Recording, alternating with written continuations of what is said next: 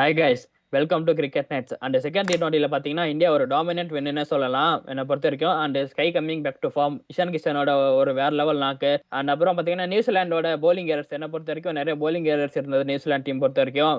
And New Zealand batting பார்த்தீங்கன்னா நல்லாவே start பண்ணாங்க. அதுக்கப்புறம் பார்த்தீங்கன்னா லேட்டராக பார்த்தீங்கன்னா விக்கெட்ஸ் பார்த்தீங்கன்னா சீக்கிரமா ஃபால் ஆக ஐ திங்க் ஒரு பார்ட்னர்ஷிப் இல்லாமல் டக்கு டக்குன்னு விக்கெட் விட்டாங்க. அந்த ஐ திங்க் சம்திங் அந்த 120 ரன்ஸ்லேருந்து அந்த 145 ரன்ஸ் அந்த ரேஞ்ச்குள்ள பார்த்தீங்கன்னா நிறைய விக்கெட் விட்டாங்க நியூசிலாந்து பொறுத்த வரைக்கும். அண்ட் அதுக்கப்புறம் திருப்பி லாஸ்ட்ல பார்த்தீங்கன்னா திருப்பி ஒரு நல்ல கம்பேக் கொடுத்து ஒரு 208 ரன்ஸ் என்னை பொறுத்த வரைக்கும் ஒரு டிஃபெண்டிங் டோட்டல் அந்த ரவுண்டை பொறுத்த வரைக்கும். பட் ஒரு சின்ன போலிங் ஏறனால அவங்க பார்த்தீங்கன்னா நேற்று மேட்ச் லூஸ் பண்ணிட்டாங்க. அண்ட் சொல்லுங்க கார்த்தி, நியூசிலாண்டோட அப்ரோச் எப்படி இருந்துச்சு? அந்த போலிங் மிஸ்டேக்ஸ் பத்தி என்ன சொல்றீங்க? ஓகே அப்பா, நீங்க மேட்ச் அண்டையும் ஜெஃபர்டிஃபா 2 ஓவர் 2 விக்கெட் எடுத்துட்டீங்க. அதுக்கப்புறம் எதுக்குப்பா மாத்தீங்க? சத்தியமா எனக்கு புரியல. கண்டினியூவா மேட்ச் வந்து ஜேக்கப் ஜாக்ஸோ கண்டினியூவா 5 ஓவர்ஸ் 6 ஓவர்ஸ் அது பவர் பிளே கூட அவங்க 2 பேர் வச்சு கூட பிடிச்சிருக்கலாம். 6 ஓவர் மேபி ஸ்டாண்டர்ட் மாதிரி கொண்டு வந்து கண்ட்ரோல் எடுத்துருந்தா இன்னொரு விக்கெட் இன்னொரு விக்கெட் மட்டும் பவர் பிளே ஆல்மோஸ்ட் நியூசிலாந்து கேமை ஸ்டெல் பண்ணிருக்கலாம். அதுங்கதான் ரொம்ப கேர்லெஸ் மிஸ்டேக் என்ன பொறுத்த வரைக்கும் மிஸ்டேக் பண்ணது. இப்ப 3வது ஓவர் கொண்டு வராம மேட்ச் வச்சு கண்டினியூ பண்ணலாம். அங்கதான் அவங்க கேமே சேஞ்ச் பண்ணாங்க. ஆல்மோஸ்ட் இந்தியா பக்கம் வந்துச்சு. இஷான் கிஷனும் சரி, சூரியகுமார் பாய் good to see SKY's back to form. அந்த அவரோட ஷார்ட் பக்கம் அவ்வளவு பியூட்டிஃபுல் இருந்தா அது நிறைய எஜி பவுண்டரிஸ் கூட பார்த்தோம் நேற்று மேட்ச்ல. இருந்தாலும் கொஞ்சம் பேக் ஷாட்ஸ் பார்க்கும்போது அவ்வளவு பியூட்டிஃபுல்லா இருந்தது. ஸ்கையோட பேட்டிங், இஷான் கிஷன் வேற லெவல் பேட்டிங் நேற்று பொறுத்தவரைக்கும். இப்போ வந்து பார்த்தா திலக் வர்மா இஷான் கிஷன் பார்த்தா நானும் இருக்கப்பா, அவ்வளோ காம்படிஷன் அவ்வளோ ஹெவியா இருக்கு இந்தியா பேட்டிங் பொறுத்த வரைக்கும். யார் வரலன்னு பார்க்கணும். கொஞ்சம் இந்த கேர்லெஸ் மிஸ்டேக் அதனாலதான் நியூசிலாந்து கேம் விட்டு போனது. அது இல்லாம கொஞ்சம் கேச்சஸ் ட்ராப் பண்ணாங்க. மேபி அவ்வளோ என்னை பொறுத்த வரைக்கும் அவ்வளோ அஃபெக்டிவ் இருந்திருக்காது என்னை பொறுத்த வரைக்கும். ஓகே, இந்தியா சூப்பரா விளையாடினாங்க.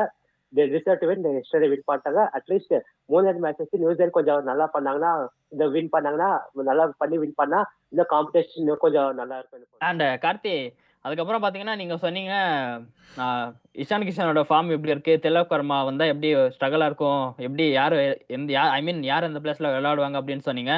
என்னை பொறுத்த வரைக்கும் எனக்கு ஒரு ஹார்டு சாய்ஸ் என்னன்னா இஷான் கிஷன் ஓப்பனிங் கூட விளையாட வைக்கிறதுக்கு வாய்ப்பு இருக்கு சாம்சன் பிளேஸ்ல நான் நினைக்கிறேன். பட் அவங்க எப்படி போவாங்கன்னு தெரியல. அப்படி ஒரு ஃபார்ம்ல இருக்காரு இஷான் கிஷன் பொறுத்த வரைக்கும். பட் சாம்சனை உட்கார வைக்க முடியுமானா உட்கார வைக்க முடியாது. பட் அவங்க எப்படி போவாங்கன்றதை பார்ப்போம். அண்ட் கிஷோர், நீங்க சொல்லுங்க, SKY coming back to form and Ishan கிஷனோட பர்ஃபார்மன்ஸா இருக்கட்டும், அண்ட் நியூசிலாண்டோட அந்த போலிங் எரரா இருக்கட்டும், அண்ட் அதுக்கப்புறம் பாத்தீங்கன்னா எப்படி சொல்றது, நியூசிலாந்து பேட்டிங்லயும் நல்லா தான் ஸ்டார்ட் பண்ணாங்க, பட் போலிங்லயும் நல்லா தான் ஸ்டார்ட் பண்ணாங்க. பட் ஃபினிஷ் நல்லா கொடுக்க முடியல ரெண்டுத்துலயும் பாத்தீங்கன்னா. அண்ட் சொல்லுங்க எந்த மாதிரி போச்சு மேட்ச் அப்படின்னு. பாத்தீங்கன்னா மேட்ச் நியூசிலாண்டோட இன்னிங்ஸ் பத்தி அவர் சூப்பரா சொன்னாரு கார்த்திக். நம்ம இந்தியன் இன்னிங்ஸ் பாத்தீங்கன்னா they try to start like the would எப்பயும் ஸ்டார்ட் பண்ண மாதிரி ஸ்டார்ட் பண்ண ட்ரை பண்ணாங்க.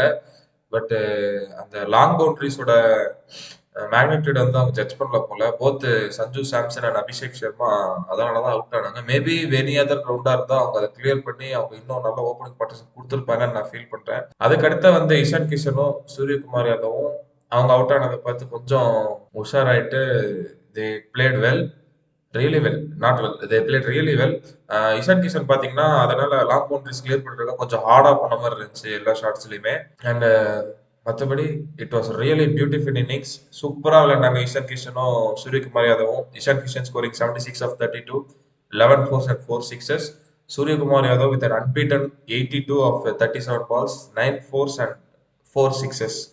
ஓகேங்களா, சூப்பரா விளையாண்டாங்க. SKY coming into back form was absolutely what Indian team want. பாத்தீங்கன்னாக்கா சிவம் டூபேயோட கேமியோ சூப்பரா இருந்துச்சு. அவர் இஷ்யூதே வந்து செமையா அடிப்பாரு. அந்த சிக்ஸ் லாங் சிக்ஸ் சூப்பரா அடிப்பாரு சிவம் டூபே.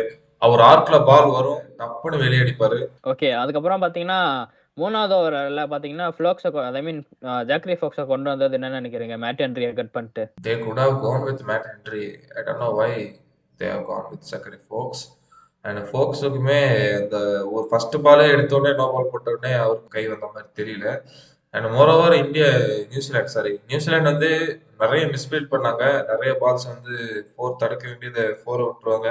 கேச்சஸ் ட்ராப் நிறைய இருந்துச்சு. எல்லாமே நியூசிலாண்டோட ஸ்டாண்டர்ட்ஸ்க்கு இல்லை அப்படின்றது தான் என்னோட இது. I think New Zealand will come back strong next match in 30-28. கண்டிப்பா கிஷோர்.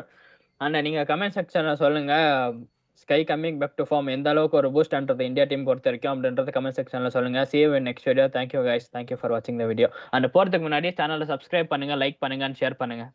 Thank you.